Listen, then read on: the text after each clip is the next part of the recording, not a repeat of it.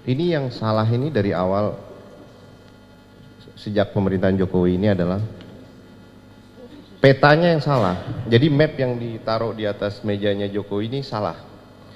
Peta ini diajukan oleh para Taipan, ya. Mereka memberi gambaran situasi, ya kan?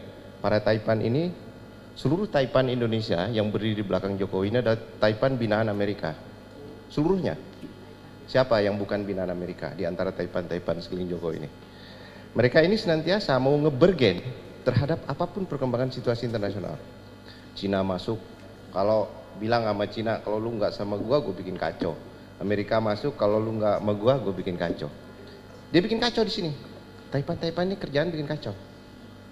Dia mengacaukan keadaan supaya siapapun rejim berkuasa tetap bersandar sama dia. Nah, Jilala, para Taipan ini sedang menghadapi masalah keuangan yang rumit. Maka tadi adalah penjarahan uang-uang jam sostek, BPJS, apa dijarah semua sama mereka nih. Taspen, jam Askes, Asabri diambil semua mereka. Mereka berusaha, mereka memakai semua sumber daya ekonomi nih. Yang tadi dibilang Bang Ihsan, sebetulnya mereka kaya itu dari BUMN-BUMN ini. TPPI aja udah jadi sampah, udah jadi bangkai, dibeli lagi yang Pertamina. Siapa yang lakukan? Bisa sampai begitu mereka sekarang ini.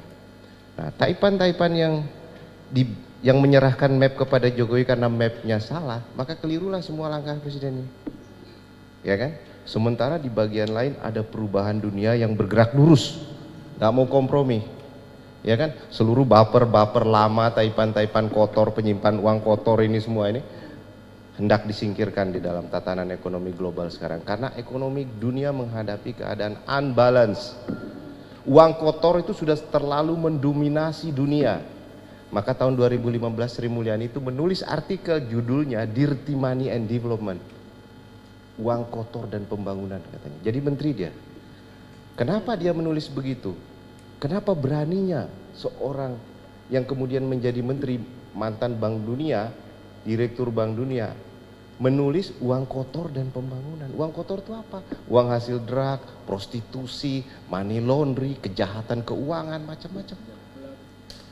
Perdagangan senjata, itu kriminal semua.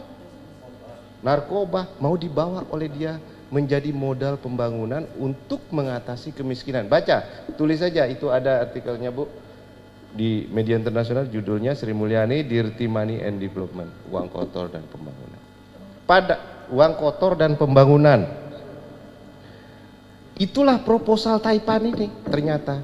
Maka begitu jadi ke sini dia menggelar tax amnesty, hendak mengampuni seluruh kejahatan keuangan dan uang-uang kotor untuk dicuci di dalam sistem Indonesia. Tax amnesty itu adalah satu kegiatan pencucian uang oleh negara. Karena dia tidak mau tahu lagi asal usul uang dicuci oleh negara, jadi legal, masukin ke APB, bayar denda ke APBN, uangnya dikembalikan ke pemiliknya. Itulah proposal dia dan diterima, ya kan?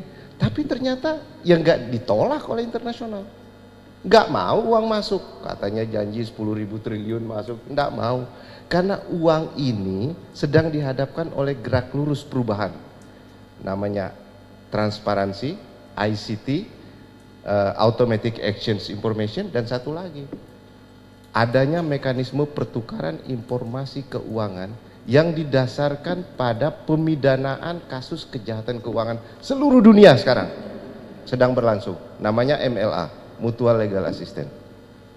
Akhirnya tanda tangani juga terpaksa oleh Jokowi 2018, awal 2019 mulai akan dijalankan, tapi tidak dijalankan, justru mereka menjalankan tax amnesty karena map dari para Taipan ini tax amnesty, nanti uangnya masuk Pak. Sekarang map lagi ditambah lagi omnibus law, map baru lagi tawarin, padahal udah dikasih tahu bukan begini caranya jalankan MLA, sita semua uang itu, kan tinggal dikasih datanya Mas Wis, sudah ditandatangani lagi. Apa yang ditandatangani Jokowi kalau bukan tentang data-data itu?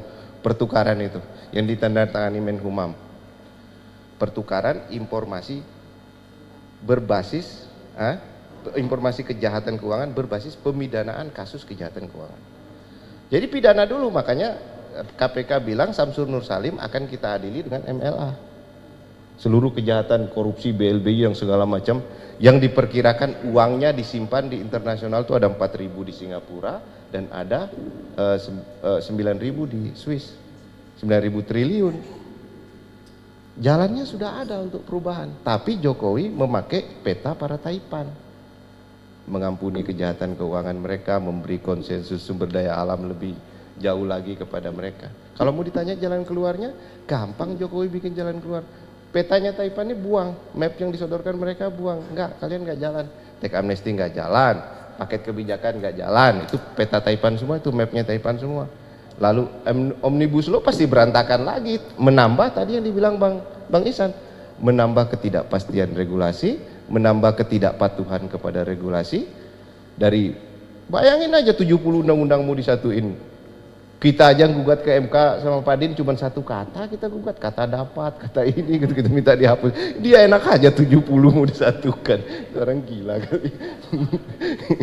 Iya itu namanya. Mending kembali ke Undang-Undang Dasar 45, kembali ke GBHN ya kan? Wah itu baru benar Jokowi. Sekarang dia keluarkan dekret, kembali dia ke Undang-Undang Dasar 45, lalu kembalikan fungsi MPR, MPR menetapkan GBHN, dia nggak perlu omnibus law, selesai semua urusan. Kenapa dia repot-repot ngikutin jalan Taipan yang sudah 3 kali salah? Paket kebijakan 14 salah semua, nggak ada hasil sama sekali. Ya kan? Tambah lagi teks amnesti 0 tambah 0, nggak ada hasil sama sekali. Sekarang dia mau bikin kacau lagi pakai omnibus law, bikin gejolak sosial, bikin kerusuhan seperti di Hong Kong, bikin lagi seperti di India, bikin lagi seperti di Amerika Latin. Sebab kalau ada kerusuhan Pak, uang enak dia masukin. Dia bisa bikin kacau, dia bikin kerusuhan lalu masukin uang dia. Jadi hati-hati dengan skenario kerusuhan. Itu proposalnya Taipan. Bagi saya Jokowi perlu untuk berpikir sehat, ya. Buang semua peta-peta para Taipan ini, map-map yang disodorkan mereka ini semua penipuan. Yang perlu dia lakukan sekarang adalah membenahi jalannya negara, bukan omnibus law tapi kembali ke Undang-Undang Dasar 45. Kembalikan fungsi MPR, tetapkan GBHN, udah selesai semua. Urusan kekacauan konstitusi bisa ditata kembali lewat jalur itu. Saya kira itu jalan keluarnya. Masalah orang, udahlah nanti orang lahir sendiri. Yang berani-berani akan muncul.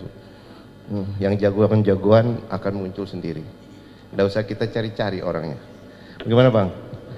Makasih. Yang menderita ini para Taipan. Mereka ini tersandra, benar-benar tersandra. Mereka nggak bisa bergerak sekarang. Maju kena, mundur kena. Oh mereka paling sengsara Bu. Orang punya duit akan kehilangan duit paling besar itu paling sengsara. Iya kan? Maka sekarang misalnya ada ini kejadian virus corona. Ini akan semakin menambah tekanan bagi mereka. Rakyat biasa-biasa aja. Iya kan? Yang paling menderita sekarang di era-era pembersihan seluruh kejahatan keuangan secara internasional ini adalah mereka, karena mereka akan kehilangan posisinya sebagai baper politik, habis, dipermalukan, bisa dipenjara, bisa dipidana, bisa diadili, bisa masuk bui. Kalau mereka semua ini masuk bui, selamat bangsa kita. Kita bisa kembalikan semua kekayaan yang digarong dari sejak pemerintahan Orde Baru sampai dengan saat ini. Pakai mutual legal assistance, pertukaran informasi keuangan berbasis pemidanaan kasus kejahatan keuangan yang dilakukan selama berpuluh-puluh tahun di Indonesia. Selesai masalah. Jadi nggak usah khawatir dengan proposal ini. Jadi kita nggak perlu tidak setuju dengan proposal ini. Ini proposal yang benar. Masalah Jokowi akan selamat atau enggak urusan dia lah. Kalau dia bagus, kembali mengabdi, kembali berpijak kepada Pancasila, kembali kepada spirit pembukaan Undang-Undang 45, insya Allah Jokowi selamat. Tapi kalau dia menyimpang terus, pakai petanya Taipan terus, ya nggak selamat. Dipermalukan nanti sama keadaan ini.